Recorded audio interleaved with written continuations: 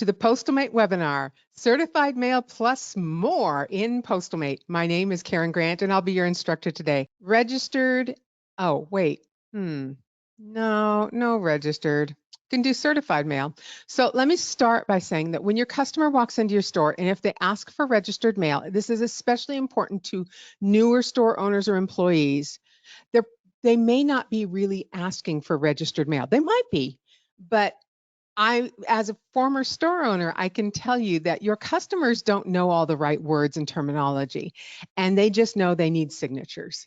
And so they will frequently get the words mixed up and they'll say, I need to send this registered, when in fact, they don't want to send it registered. They actually want to send it certified. So your response to that would be, oh, do you mean certified and perhaps with a return receipt postcard? Oh, yeah, that's what I want. 9 out of 10, maybe 99 out of 100, that's going to be the correct go through on that. For the post office to adhere to its part of the registered mail part, to guarantee that, they have to receive the item from the customer, not the store. There can be no intermediary. So the first thing you need to know is first class mail is shape based. You don't get to choose if it's a letter, flat, or parcel. Okay, that is not your choice. That is completely based on the characteristics of that mail piece. Your choice is to send it first class or send it priority mail, but you don't have a choice about which division, letter, flat, or parcel it is. That's based on the criteria we'll review. You all need to have one of these, and I'm sorry the pictures are so horrible here, but the one on the left is from the USPS, and the one on the right is from stamps.com. The USPS one is kind of hard to get. There's also a black and white single sheet plastic one out there. That works too. There's different variations of this. If you do not have a first class mail shape-based template in your store, please get one. They are available at stamps.com for $7.95. And so, parcel, Darren. Usually. And so please order that and make sure that you read all the instructions on it. So we're going to talk about the characteristics, and these are the things involved that can determine whether it's a letter or a flat or a parcel. There are minimum sizes, maximum weights, shape, the texture of it. If it's got plastic on the outside, it can affect it. Uniformity, how bumpy it is inside. The closure type, is it rigid or is it flexible? The aspect ratio, that has to do with the length versus the height of it. How you place the address. Do you place it on sideways or straightways, and which way is that? And then, of course, what the contents are, believe it or not, can affect it. So we'll talk about that. First thing I want to address, and I know this left side is a little fuzzy. It's just there for mostly for the pictures so that you can, right now we're talking about letters. On the right-hand side, and I think it's right and left to you, are gift cards. And gift cards are fine to send. Don't get me wrong. You can send a gift card, but you can't send it in a gift card envelope. They're too small. It does not meet the minimum size requirements, generally speaking, for a letter. So you want to place that envelope in another envelope. And not that you would get the request, but every once in a while, you never know. You get some person in there that might want to. So please make sure that it's in a big enough envelope that it's not going to fall in the cracks anywhere, especially if it's a gift card, which of course is kind of like sending money. So that is not mailable as it is. Now this letter, this pink letter here, is checking all the right boxes. This is how a letter should be addressed. And I know it's small. We'll get it big in a minute. But postage in the upper right, address clearly written in the middle, return address clearly written in the upper left, looks perfect. Okay, but there's weird things that you can do that makes this a problem. Now remember, we're talking about letters right now, not flats, not packages, just letters. So as you can see, the address on that, Elizabeth Parker, is in the same direction as the longest length of the envelope. It's being parallel to the longest length. That is correct. We know that's correct because we've seen this since we were born in this country, that's how you address an envelope. But occasionally you'll have some nutcase, nope, sorry, didn't say that. You'll have somebody who will decide to do something different, and they'll try to do as the vertical orientation on the far right there, and they will try to address it that way.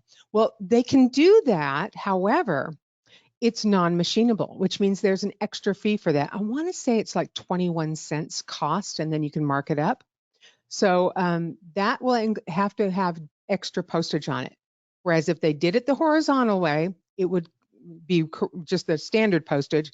If you do it vertical, just because you change the direction that the address is displayed, that will require additional postage on a letter, non-machinable postage. Okay. All right. These, we often see these come in. This is frequently used for invitations, wedding invitations and things like that. They used to almost always be really heavy and need 2 stamps or 2-ounce postage anyway. But nowadays, more and more people are just using a postcard or a photo invitation in it. So it's only one thing in it. So often it doesn't need additional postage. However, because it is square, it also is non-machinable and will require that non-machinable charge. Like I said, I think it's 21 cents. And then here's a good picture of the perfect envelope and how we would want it always. But if you put any of these type of things in that envelope, guess what? You got it. It makes it non-machinable and you have to add that extra 21 cents. So it needs to be uniform in how it is. What's the word I'm looking for? Uniform in, okay, but you got the idea. So in shape, well, that's a good one. Uniform in shape, perfect, Cameron. Okay, so that's kind of it in the nutshell. So just so you have it clear, on a letter, and we're still talking only letters. Your first question is, does it have a non-machinable characteristic? If no, you get to send it as a letter, just like that pink envelope with a letter in it. But if it does, then you have to send it as a letter plus a non-machinable surcharge. What about sending a cloth mask in an envelope? Well, if you lay that mask out flat in the envelope, then it will probably stay under that 1/4 inch, depending on what kind of mask it is. So it would still be a letter. However, because it is not uniform in shape or in thickness, then it's going to have a non-machinable surcharge to it. The length, the 11 and 1/4 is always the longest length. It doesn't matter whether you stand it up tall or use it long, vertical or horizontal. When you're looking at dimensions for post office, the longest direction is always called the length. Okay. Yes, Samuel. Okay, in PostalMate, we're going to look at first class letters in both a parcel or document and in quick postage. We're going to start with quick postage real quick. So in quick postage, when you are doing a letter, right down there, there's some a magic thing that says guidelines. See that? And this is where you apply that non-machinable. Now, my retail price on that is 29 cents. But like I said, I think the wholesale is 21 cents. So this is on quick postage. On doing a full label, and most of us don't do a full label with a letter, but let's just say you did. On that one, it's on the screen after the rate comparison screen, the add-on screen, and you'll see right there, you'll see non-machinable. And as soon as you check mark that, this box, and I'm going to show you the box, will pop up. So for both of these, it's the same pop-up that comes up, and it looks like this.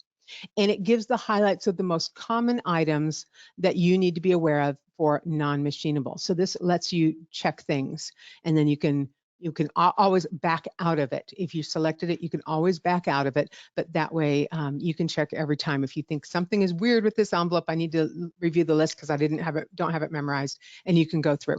And then there's the magic more info if you really want to read the more info. What we have listed here is probably a high 90%, I'm going to say 98, 99% of all letters that have non-machinable are going to be one of these things. There are some really weird things that are additional that you can read on, and I encourage you to do that once every couple of years and refresh your memory on that. But for the most part, this list will do you. So now we're going to talk about first class flats. So first class flats look something like this. And I want to ask you a question. We're going to do a poll. I have 2 of them. And I want to remind you in this poll, that I cannot see whether what you vote. Okay, so I won't know if you're really, really smart or if you're just learning. I will have no idea.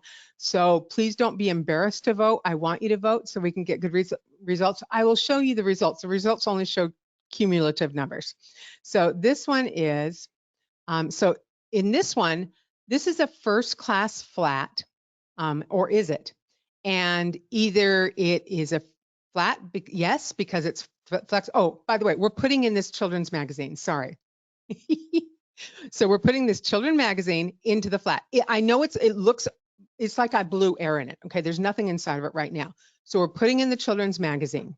It's not that puffy. It's going to flatten down. So yes, you say, yes, this is a first class flat. It's flexible, uniform in shape, and meets the size requirements. You say, no, it's not uniform enough in shape around the edges.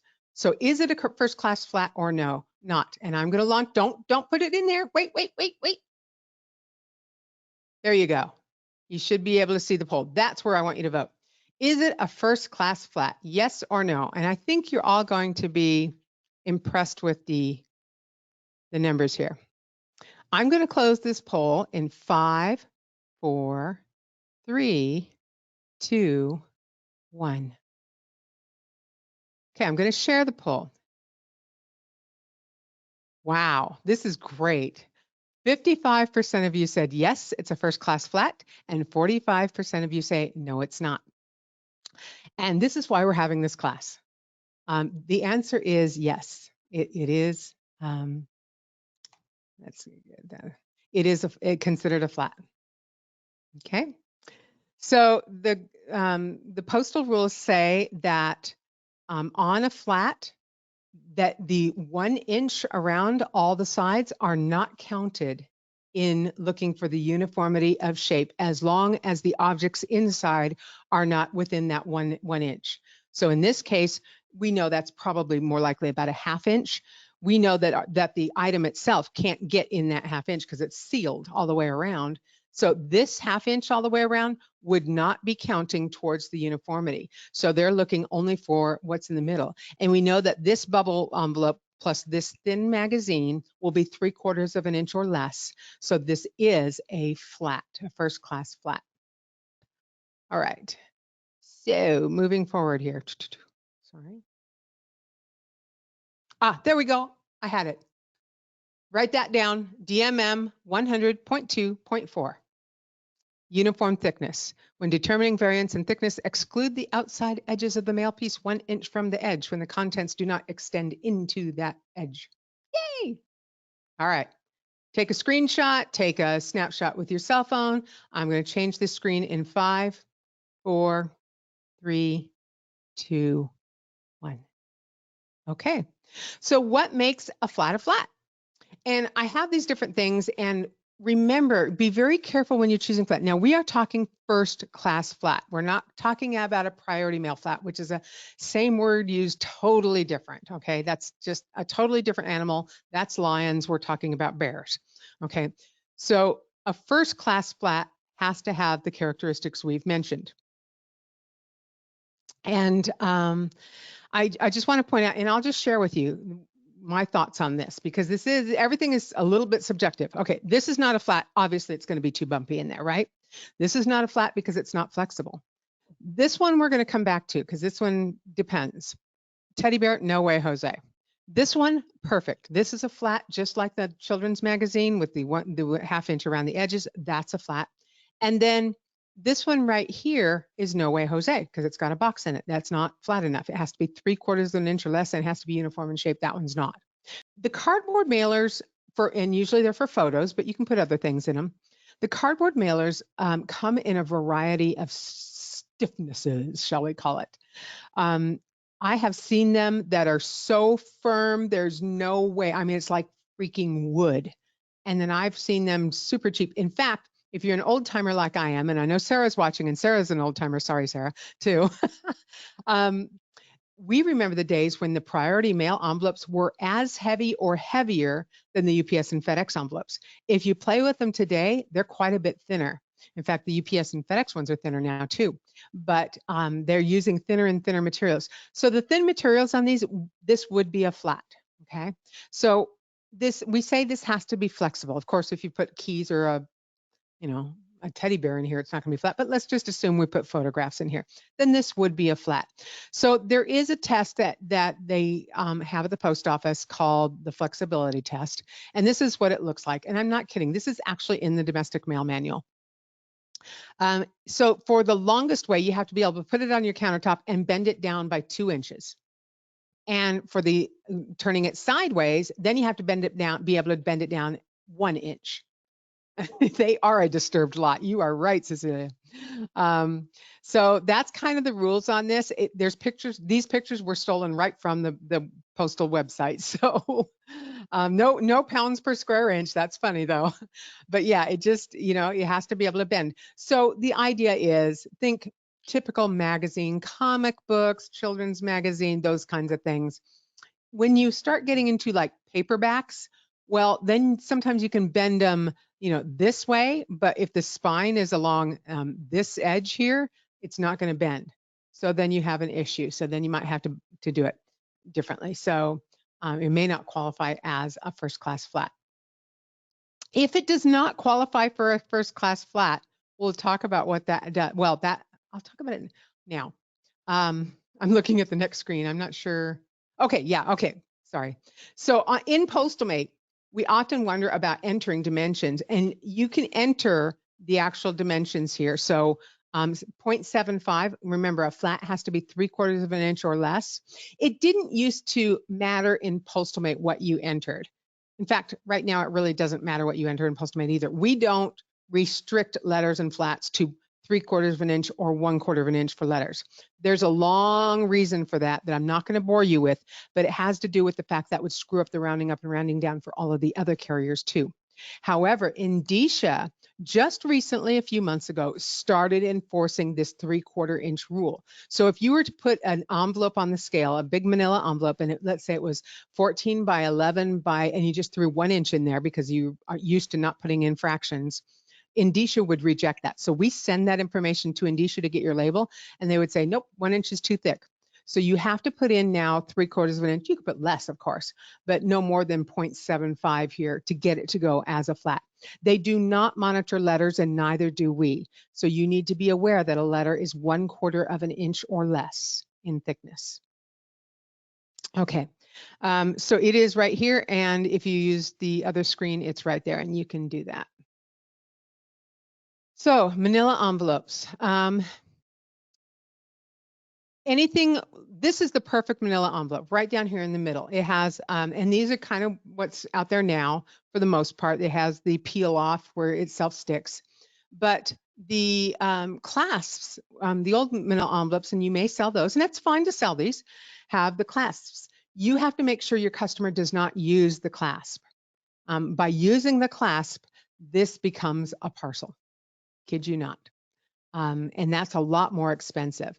So if they've used the clasp, look, you can tape over it and try, but technically if they use the clasp, the post office can charge additional postage for it, even if you tape over it. And the idea is exactly that. The clasp gets caught in the machinery and causes problems, and that's what makes it an issue. So while this is what we would classify as a non-machinable issue, there really is a non-machinable flat just becomes a parcel. It just gets upgraded to a parcel. So remember, we said letters never get upgraded to a parcel because of non-machinable criteria, but flats, they automatically upgrade to a parcel. So in this case, both of these would be classified as parcels, and this one as a flat. And then I'm losing my train of thought here. I wanted to come back to one more thing here. I'll think of it. Okay, we have another poll. Which label placement is correct? So here is a manila envelope. Here's 1, here's 2, and here's 3. Okay, and I kind of, oops, sorry. There we go. I kind of gave this away earlier, I'm afraid, but hopefully you were listening with only half half an ear. So which label placement is correct? 1, 2, or 3?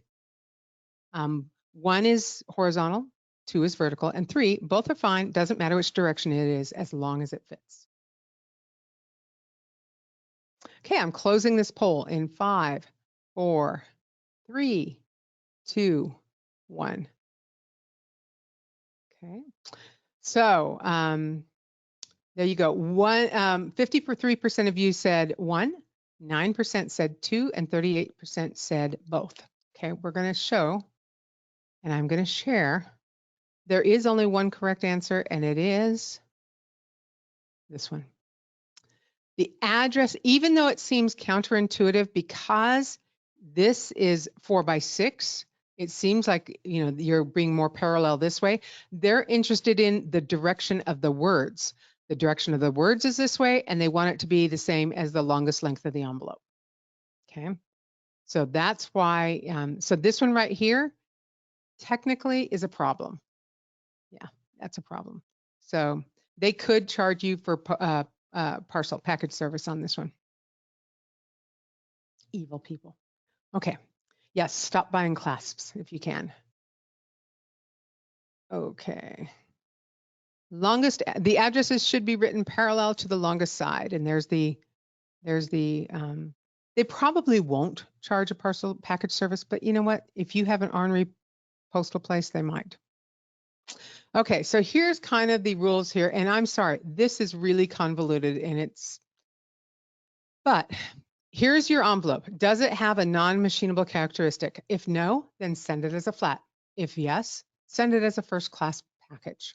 It doesn't have to go into a box to be a package, even though it seems like it should. It doesn't. See this clasp here? Of course, that's usually used for inner office stuff, but that also is non-machinable. So if it has one of those characteristics, then it has to go as a package. A flat cannot be upgraded to a first class package unless it qualifies based on size, weight, or shape-based non-machinable characteristics. Now, the reason that's important is because we have this really bad thing that happens in our industry with store owners and employees that don't understand the rules. Here's the dealio. First class packages get free tracking. First class flats don't. Your customer always wants tracking and you want to deliver the best possible service to your customer. So you put the item in a manila envelope and then you just send it as a first class package. Problem with that is when you do that, the post office is obligated by law to upgrade that service to priority mail. Priority mail. That's going to be a lot more money for somebody on either end, whether they return it or forward it, for somebody to pay several dollars. So that is not something you want to do. You cannot take a manila envelope and just decide to pay the extra to get first class package service with tracking. Now, you can do things to change the shape of that manila envelope to qualify it within the rules to make it a package. And the way you would do that is put a handful of peanuts inside. Okay, that's a long tested rule in this industry. Do not put just one peanut. If it gets flattened, you're all messed up. So put a handful of peanuts inside. That makes it bumpy. It makes it more than 3/4 of an inch, you know, all those things. And then it should go as for a package service. You can even write on the front of the envelope, not uniform in shape, okay, by the postage. And that way, if any post office employee says, then they'll see that. Yes, you could make it rigid. That's another one. I've done that too. Take a sheet. We all have extra sheets of cardboard from building boxes and things. So you can take a full sheet of cardboard and put in the envelope to make it rigid. That will also work. Unless somebody along the way rolls it up and makes it less rigid, that should work just fine. Okay. And if you need tracking, good point, Paul. If you need tracking on a flat and it still qualifies as a flat, you can buy certified. Okay, so that is, you can put certified on a flat, just like you can a letter. All right, now we're moving forward to a first class package. So first class packages are, the first thing I want to talk about is size. So this one is a ring. It's too small. When you put the address on it and the postage on it, the address has to be shrunk down so tiny to fit on this package that it doesn't become visible soon. And so the front of the package has to be able to hold all of the address, labeling, markings, postage, etc. on one side. Having said that, I want to ask you, and I don't have a poll for this. I probably should have. I don't have a poll for this. What's the smallest size box that you carry for sale? For a lot of you, it's a 4x4x4. Stop carrying a 4x4x4. Just stop. Don't order them again. Get rid of them. Okay, the smallest box you should carry is a 6x4x4. So, and the reason for that is your labels are 6x4. So it is actually federal law that the entire label for post office has to fit on one side of the box. Now, we know that lots of people bend it around the corner, but it is against the rules. And at some point they could, be upset and do something. We're, again, a rule following crowd. We're setting the standard in the industry. We need to be responsible to our customers. And for those of you that are carrying 4x4x4s, the difference between a 4x4 and a 6x4x4 is a half a handful of peanuts. I mean, seriously. So go ahead and sell your 4x4x4s, but then move into, at minimum, a 6x4x4 or a 6x6x4 or a 6 cube. Tubes are fine. Tubes are packages though. Okay. And tubes you do have to put on the label on it. The problem is when you get those skinny tubes and you can't wrap it around, lengthwise, and you have to do it the other direction. The problem is barcode scanners don't bend. And so that becomes a real problem for them. So if I were going to carry tubes, and I wouldn't, if I were going to carry tubes, I would only carry 3-inch tubes. I wouldn't carry tubes because there's an extra fee for it with FedEx and UPS. I would carry triangle tubes and rectangle tubes. All right. First class package service. You have on your Postalmate 2 first class package services. One is just first class package service, and the other is first class package service retail. So we'll talk about first class package service retail. That's the one that we've actually always had. That's always been around, something of this version. It's up to 13 ounces. You can send anything to anywhere in it. I mean, anything legal, anywhere in it. Can be personal business. It can have a letter or card in it. A good reason to have first class package service retail. But remember, it's more expensive. So now let's look at first class package service. It has no dash retail after it. And I'll show you what it looks like in Postalmate. This is actually good for a few ounces more, up to just under a pound. It may not, here's the only rule really that you need to worry about. It may not have any documents or personal correspondence. It can have a receipt, an invoice, anything related to business of the contents can be in there. Okay. But it can't be like a toy birthday gift for Jimmy and grandma's putting a birthday card in there. That cannot happen. Or, something for the college student and even something as much as, hi honey, hope you're having fun at school, love mom. That's personal correspondence. So that cannot be in there. Now, do the package police actually look at that? Well, they can. They do have authority to open first class package service without the dash retail at any point in time they want to, without suspicion, without cause. There's a few levels of service they can do that with, and it can be opened along the way. Media mail is another one of those. Then other classes are completely protected. So the first class package service dash retail is a completely protected package service and can only be opened with cause by an appropriate postal inspector. So there's a lot of weird rules here. But first class package service is less expensive, and it's not 5 cents less. I mean, it's a considerable amount, and I'm going to show you in just a moment. It is neither of these neither of these can be done in quick postage. They both have to be done through the whole label thing. It comes out as an IMPB label. They both do. They will have tracking on them. It's the one on the right, the cheaper one, is not available at the post office. So if your customer goes to the post office with a 14-ounce package, they have to pay priority mail or parcel select retail ground prices. Those are the only options to them at the post office. So that's kind of a bonus. Okay, this one is no cards or letters. That one is okay for personal use. and business use, any use. But that's just the reminder for it. Now we're going to get into certified mail. Dun, dun, dun, dun. Okay. Hold on to your hat here. Here we go. So certified mail can be done in Postmate with both quick postage and with the full parcel or document. We're going to start with quick postage.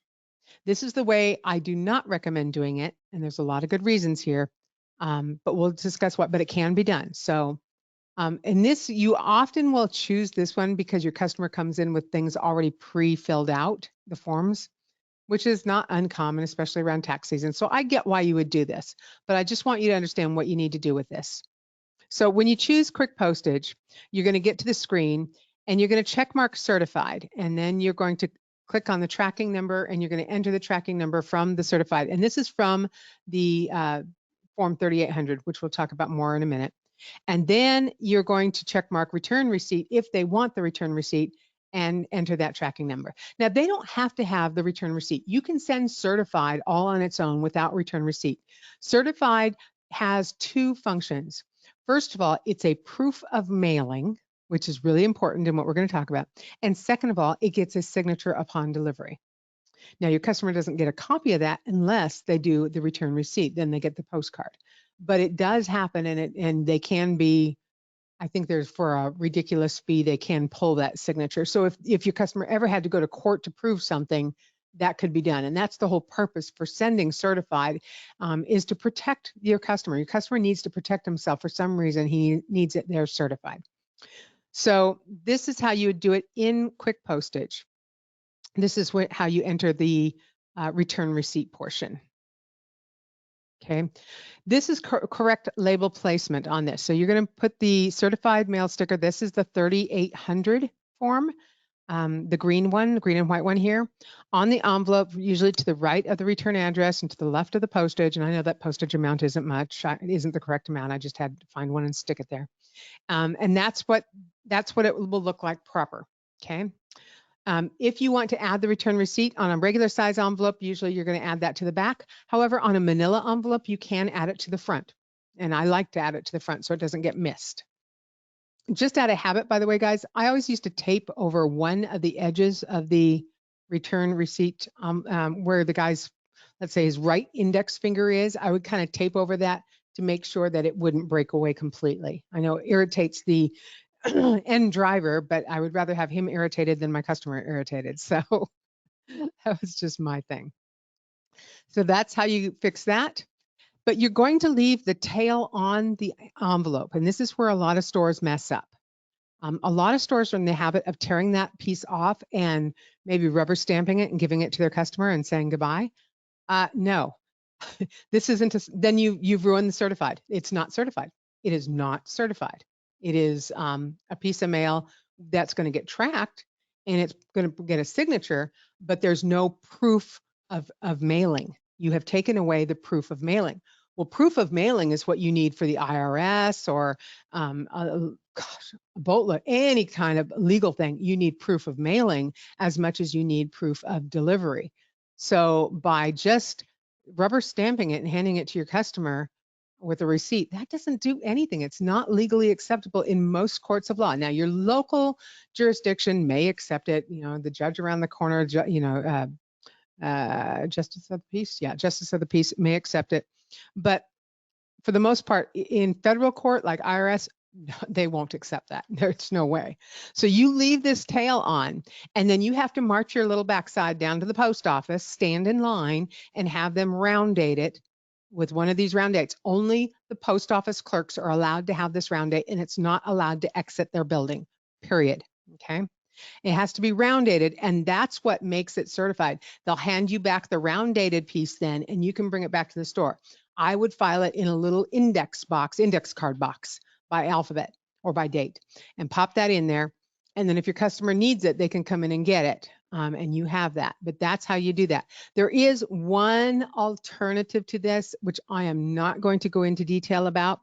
But if the alternative to taking it down, to take it down to the post office and getting it round date is if you use a firm holdout book, I think is what it's called. And it's where you log everything in, and then it still gets round dated, but there's there's other rules, and I am not an expert in those rules. Well, hardly an expert in this, but I'm not. It's definitely not an expert in that. So I don't want to teach you what I don't know. And so, but I want you to know there is an alternative. So if this, if you decided, oh my gosh, I've been doing it wrong and I have to do something, but I'm a lone person and can't go to the post office, what do I do? Then you need to look at that firm holdout, because the round date is what makes the certified a certified. So let's talk about the alternative way in Postalmate, and that's using parcel or document button.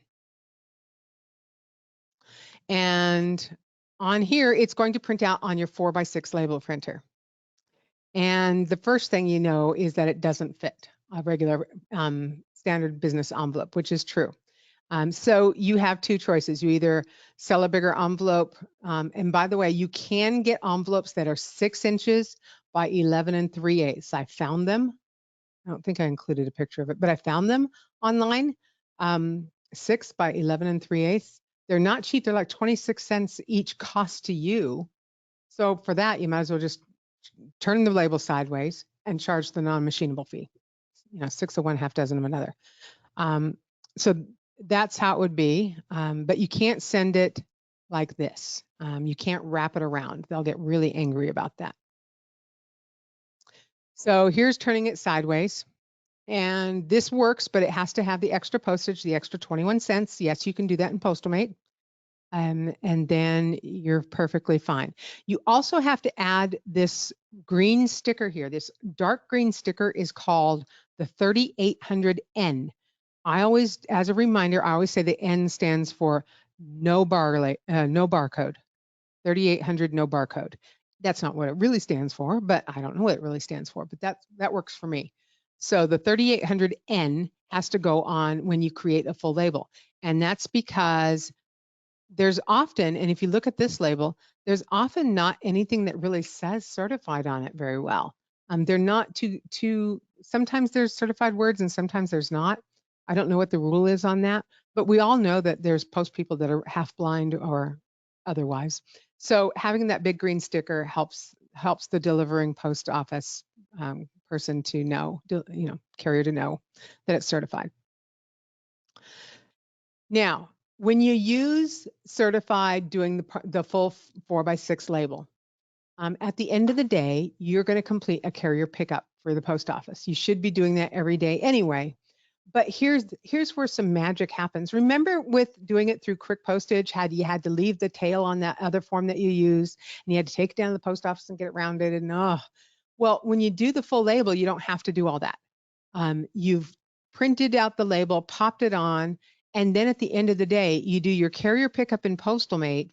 And after that, you get printed out a scan form, what's called a scan form. Every day you should get one of these.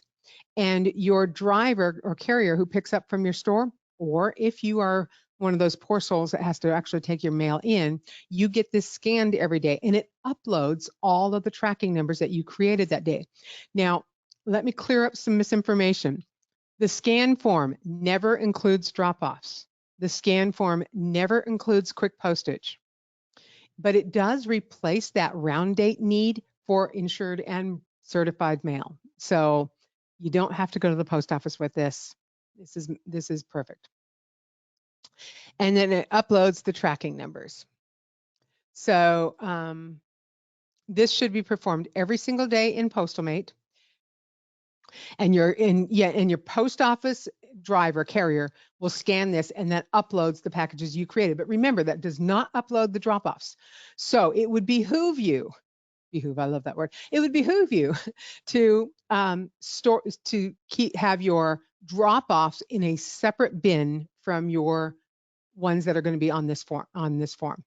And that way you can say to your postman, these you don't have to scan in, but drop-offs and quick postage, that's in this bin over here, those you need to scan in. And you might save him, 10, 20, 30 packages a day of having to scan in. He'll appreciate that. Just throw your scan form on top of that bin, say these are ready to go with this scan, these have to be scanned individually.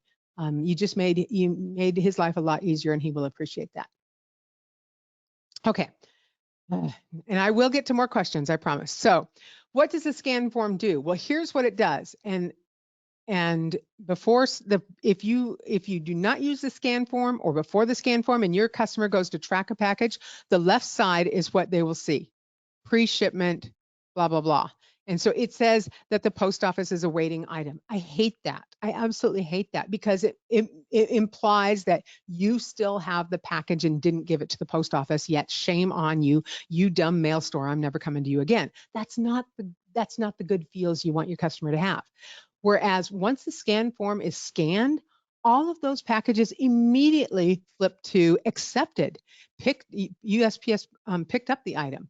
Now it's out of your hands. First of all, you're not liable anymore for anything. Second of all, the customer knows you did your job. Third of all, when it's delayed, and it will be delayed because post offices had trouble lately, it's not your fault. It's clearly not your fault. They've accepted it. So this is magic. How's the food, guys? Good. Awesome. Delicious.